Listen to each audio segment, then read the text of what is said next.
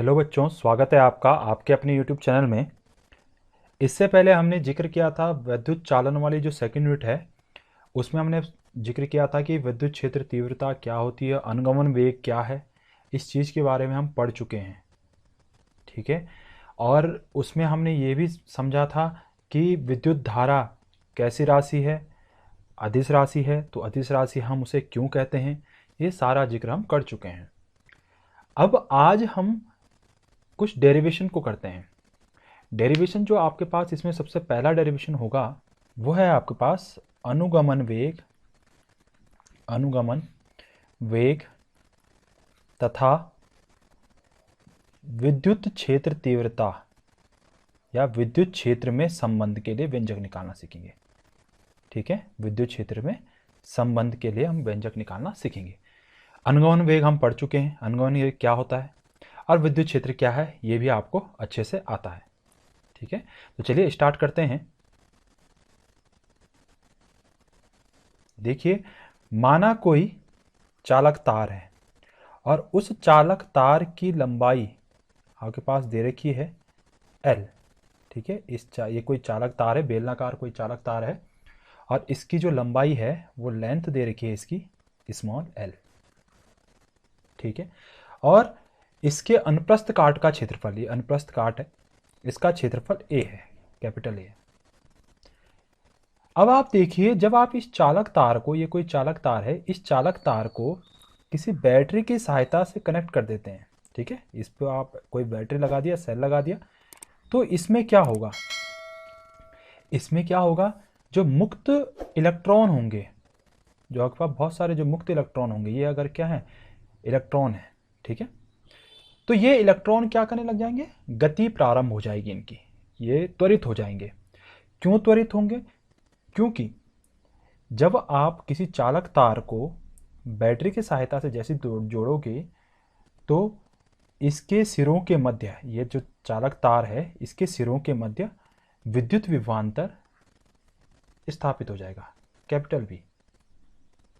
ठीक है, विद्युत विभवांतर स्थापित हो जाएगा और जिसकी वजह से वह क्या होंगे, जो इलेक्ट्रॉन है वह इलेक्ट्रॉन त्वरित होना प्रारंभ हो जाएंगे। ठीक है, इलेक्ट्रॉन क्या हो जाएंगे, त्वरित होना प्रारंभ हो जाएंगे, भागना शुरू हो जाएंगे इस तरीके से। ये जो त्वरित होना हुआ किसकी वजह से हुआ, जब आपने इसमें विद्युत विभवांतर स्थापित किया, और उसकी वजह से क्या होता है, इन इलेक्ट्रॉनों पर एक विद्युत बल कार्य करता है। और विद्युत बल आपको पता है, विद्युत बल क्या होता है, विद्युत बल होता है आपके पास F = QE, पढ़ा था। Q क्या है, आवेश, और E विद्युत क्षेत्र। ठीक है, अब माना कि आपने इसके सिरों के मध्य भी विभवांतर स्थापित किया, जिसकी वजह से उस पर वैद्युत बल F = QE लगा।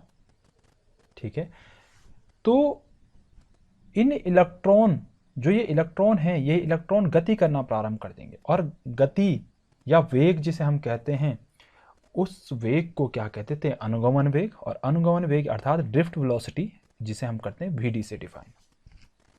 ठीक है, इसे VD से प्रदर्शित करते हैं। और एक और चीज हमने इससे पहले जिक्र कर चुके हैं उसका, वो क्या है, श्रांतिकाल, टाउ। ठीक है, तो माना टाउ समय पश्चात इलेक्ट्रॉनों का जो वेग है वह वेग VD है, तो गति की प्रथम समीकरण क्या होती है, गति की प्रथम समीकरण होती है V = U + AT। ठीक है, V = U + AT। यहां पर जो V है वह भी मान लिया मैंने, माना V = VD मान लिया। और U क्या होगा, प्रारंभिक वेग। प्रारंभिक वेग कौन सा वाला, जब आपने इसके सिरों के मध्य यह बैटरी नहीं जोड़ी है, तो शुरुआत में क्या होगा, उस समय पे, उस समय इलेक्ट्रॉनों की गति क्या होगी, शून्य, विरामावस्था में होंगे, तो प्रारंभिक वेग क्या हो जाएगा, U = 0। टी क्या है, समय है। ठीक है, और टी समय है, तो यह समय कौन सा वाला होगा, श्रांतिकाल वाला, टाउ वाला, तो टी = टाउ। ये आप इस समीकरण में रख दो, तो क्या हो जाएगा, देखो V की जगह पे लिख देंगे आप VD, V की जगह आपने VD लिख दिया, यू की जगह क्या हो जाएगा 0 प्लस ए इंटू टी, टी की जगह क्या आ जाएगा टाउ। ठीक है, इन जो इलेक्ट्रॉन है, ये जो इलेक्ट्रॉन है, इन इलेक्ट्रॉनों का त्वरण वैद्युत क्षेत्र स्थापित करने पर इलेक्ट्रॉनों का त्वरण क्या आता है, क्या आता है, ये मैंने आपको बता रखा है। ए इज इक्वल टू क्या होता है, minus e capital E upon m. ठीक है, minus e capital E upon m. ठीक है, ये आप यहां पे रख दोगे ए की जगह पे, तो ए की जगह पे अगर आप रख दोगे तो v d is equal to क्या हो जाएगा, ए की जगह पे अगर आप रख दोगे तो क्या हो जाएगा, minus e upon m into tau. ठीक है, ये जो हम डेरिवेशन कर रहे हैं किसके लिए कर रहे हैं, अनुगमन वेग तथा वैद्युत क्षेत्र तीव्रता के मध्य संबंध। तो देखो अनुगमन वेग कौन सा इसमें, ये वी डी है, और वैद्युत क्षेत्र तीव्रता कौन सा है, ई। तो इस तरीके से आप यह संबंध को निकाल सकते हो। आया समझ में, अनुगमन वेग तथा वैद्युत क्षेत्र तीव्रता के मध्य संबंध आप इस प्रकार से निकाल सकते हो। ठीक है, यहां पर जो ये ऋण चिन्ह है, ये ऋण चिन्ह क्या प्रदर्शित कर रहा है, यह ऋण चिन्ह प्रदर्शित कर रहा है कि अनुगमन वेग जो होगा, ठीक है, किसी भी इलेक्ट्रॉनों का जो अनुगमन वेग है वह वैद्युत क्षेत्र की विपरीत दिशा में होता है। क्या ऋण चिन्ह क्या प्रदर्शित कर रहा है कि जो अनुगमन वेग की दिशा है, अनुगमन वेग की दिशा वैद्युत क्षेत्र की विपरीत दिशा में होता है। ठीक है, वैद्युत क्षेत्र की विपरीत दिशा में होता है, यह प्रदर्शित कर रहा है।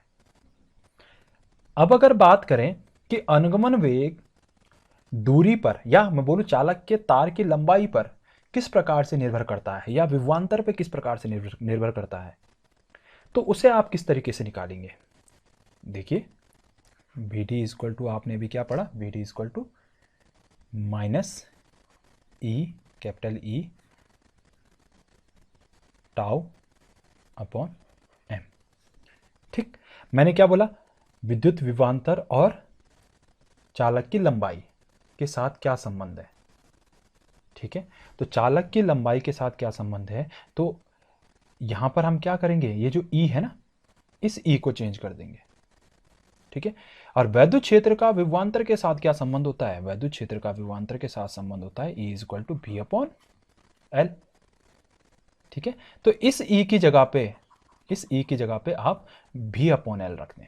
यहाँ पर जो स्मॉल भी लिखा है आपने, इसे स्मॉल भी नहीं लिखोगे, कैपिटल भी लिखोगे। ठीक है, विद्युत विभवांतर को करते हैं कैपिटल भी से प्रदर्शित, और वेग को, वेलोसिटी को प्रदर्शित करते हैं स्मॉल भी से। ठीक है, तो इस तरीके से आप इसे लिखोगे। अब ये मान आप यहाँ रख दो।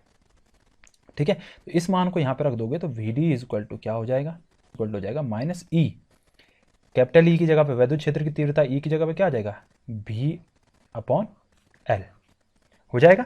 अब क्या बचा, यहाँ ऊपर क्या बचा, टाउ, तो टाउ ऐसे रहेगा, और ये क्या है यहाँ पे स्मॉल एम, तो स्मॉल एम को आप ऐसे लिख सकते हो।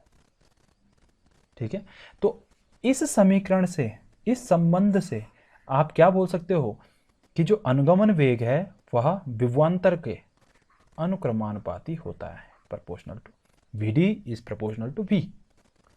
ठीक है, कि अर्थात विभवांतर को आप अगर बढ़ाओगे तो उसका अनुगमन वेग भी बढ़ेगा, किसका, इलेक्ट्रॉनों का अनुगमन वेग भी बढ़ेगा।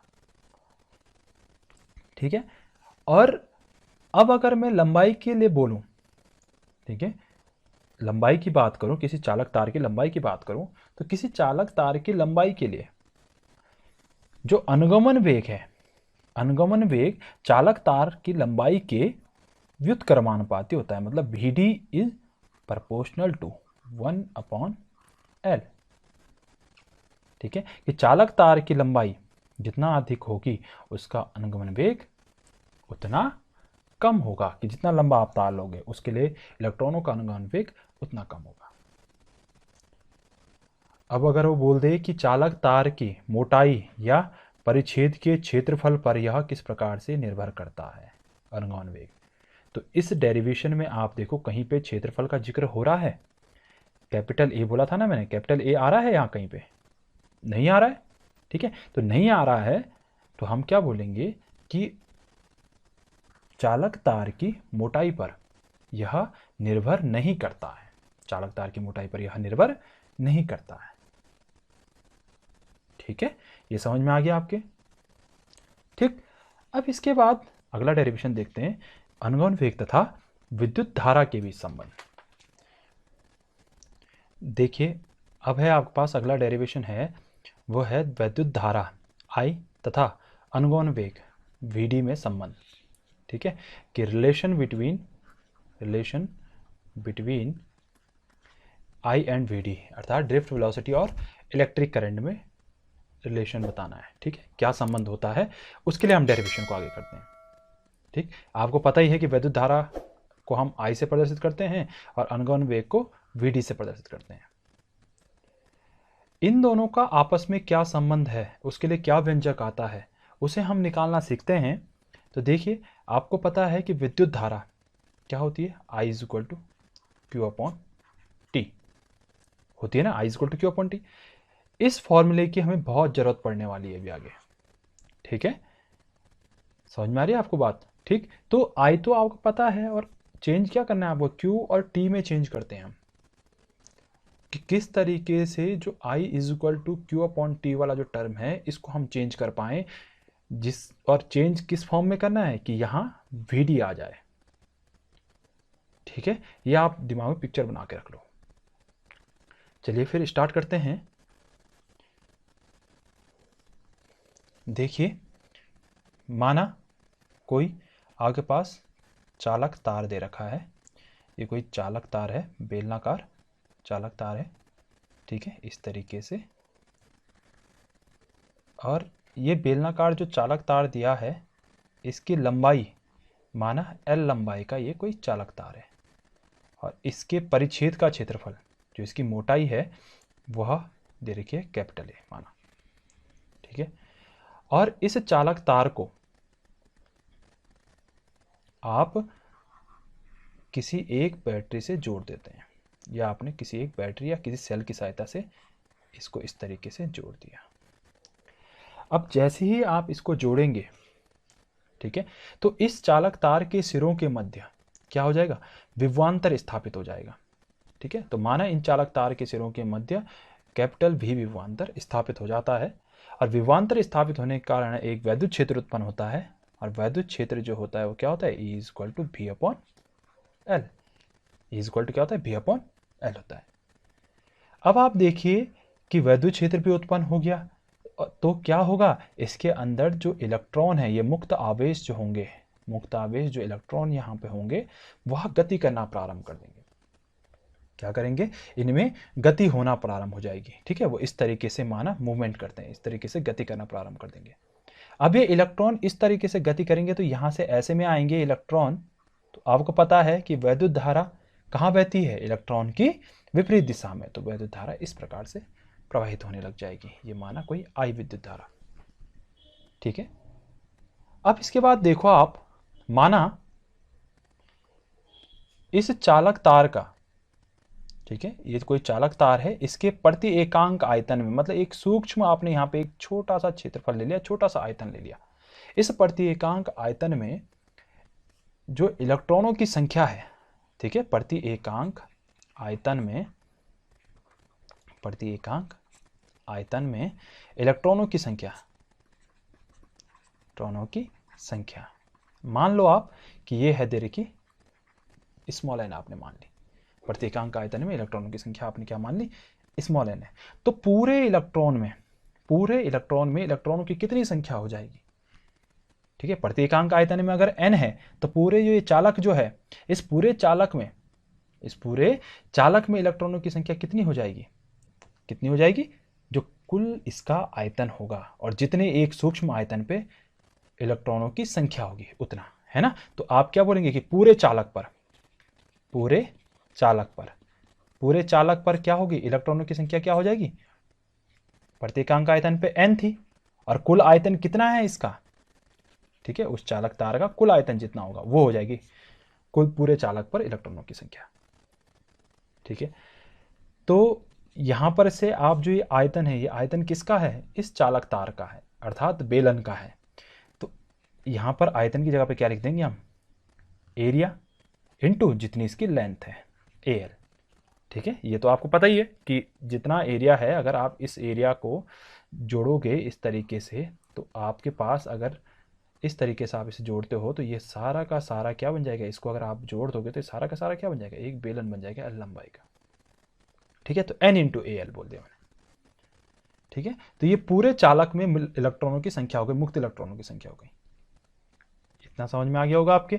ठीक, अब इसके बाद देखो आगे जरा कि माना कि ये जो प्रत्येक इलेक्ट्रॉन है, ये जो आप इलेक्ट्रॉन ले रहे हो, ये सूक्ष्म जो इलेक्ट्रॉन है, ये मुक्त जो इलेक्ट्रॉन है, इन मुक्त इलेक्ट्रॉनों पर आवेश का परिमाण माना ई है। ठीक है, कितना है इलेक्ट्रॉन पर, ये मुक्त इलेक्ट्रॉनों पर आवेश का परिमाण कितना है, ई है अगर माना। ठीक है, तो पूरे चालक पर इलेक्ट्रॉनों का परिमाण कितना हो जाएगा, कुल आवेश का परिमाण कितना हो जाएगा। ठीक है, मैंने क्या बोला, फिर से समझो जरा, मैंने क्या बोला कि माना कि प्रत्येक इलेक्ट्रॉन पर आवेश का परिमाण ई है, तो पूरे चालक पर आवेश का परिमाण कितना होगा, तो पूरे चालक पर आवेश का परिमाण Q इक्वल टू क्या हो जाएगा, जितना एक पर रहा होगा, जितना एक आवेश पर रहा होगा, तो एक आवेश पर कितना परिमाण है ई, इंटू जितने इसमें पूरे इलेक्ट्रॉन रहेंगे, तो पूरे इलेक्ट्रॉनों की संख्या कितनी थी, n इंटू ए एल, तो E into n A l लिख सकता हूं ना मैं। एक इलेक्ट्रॉन पर परिमाण, आवेश का परिमाण E था, तो पूरे इलेक्ट्रॉनों पर कितना हो जाएगा, पूरे इलेक्ट्रॉनों की संख्या थी NaL, तो E इंटू NaL हो गया। ठीक है, कितना हो जाएगा ये, E इंटू NaL हो। ठीक है, अब आप देखो, आपको पता है कि जो समय लगेगा इन इलेक्ट्रॉनों का प्रवाहित होने में, ठीक है, एल लंबाई का जो ये चालक तार है, इससे इलेक्ट्रॉनों को प्रवाहित होने में कितना समय लगेगा, तो वो आप कैसे निकालोगे। ध्यान रहे मैं क्यों समय को निकाल रहा हूं, अभी याद रखो जब मैं शुरुआत कर रहा था तो मैंने आपको बोला था I equal to q upon t बोला था, तो क्यू तो आपने निकाल लिया, देखो ये क्यू निकाल दिया। अब टी की बारी आ रही है समय की, इसको चेंज करने के लिए बोला था ना मैंने समय। तो चालक की जो एल लंबाई में से आवेश को प्रवाहित होने में कितना समय लग रहा है, तो समय, ठीक है, तो समय चाल बराबर क्या होता है, चाल बराबर दूरी बटे समय, और समय आपने निकालना है, तो समय निकालना, तो समय मान लिया आपने t, तो समय बराबर क्या हो जाएगा, t इज इक्वल टू दूरी बटे चाल हो जाएगा ना, दूरी बटे चाल हो जाएगा। इस चाल को आप इसके नीचे ले जाओगे तो दूरी बटे चाल हो जाएगा। दूरी कितनी तय करेंगे ये इलेक्ट्रॉन, जितनी इसकी लेंथ है चालक की, तार की, तो लेंथ कितनी है l, और चाल, चाल क्या है, जो वेग लगेगा। ठीक है, तो इसके अंदर वेग क्या होता है वो मैंने बताया था आपको, इलेक्ट्रॉनों का वेग, अनुगमन वेग जिसे हम कहते हैं vd, तो वो आप लिख दोगे यहाँ पे l equal to l upon vd हो जाएगा।